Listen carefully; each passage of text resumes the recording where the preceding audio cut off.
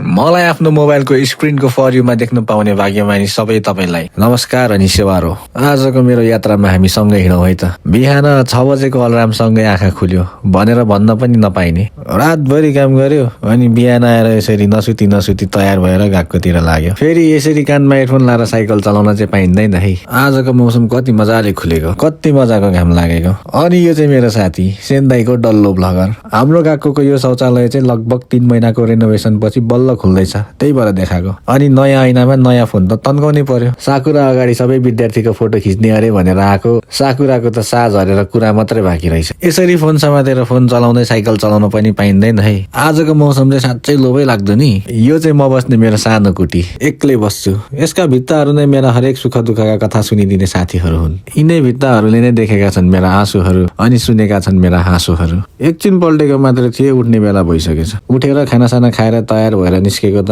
अघिसम्म उज्यालो दिन। अहिले त मेरो जिन्दगी जस्तै धुम्म अनि अँध्यारो भइसकेछ। यो ड्राइभिङ सेन्टर धाउँदै पनि मेरो आज अन्तिम दिन। त्यहाँ सकेर निस्किँदा फेरि काम जाने बेला भइसकेछ। झन्डै ट्रेन छुट्यो। ट्रेनभित्र सधैँ जस्तै चुपचाप मान्छेहरू छन् तर आवाज छैन। सबैको गन्तव्य फरक तर सङ्घर्ष एउटै। हात खुट्टा चलिरहन्छन्, समय बितिरहन्छ, काम चलिरहन्छ, तर मन खै कता डुल्न पुगिसकेको हुन्छ। रात परिसक्यो, बाहिर अँध्यारो भए पनि भित्र उज्यालो छ। अनि म बाहिर उज्यालो छु तर भित्र खै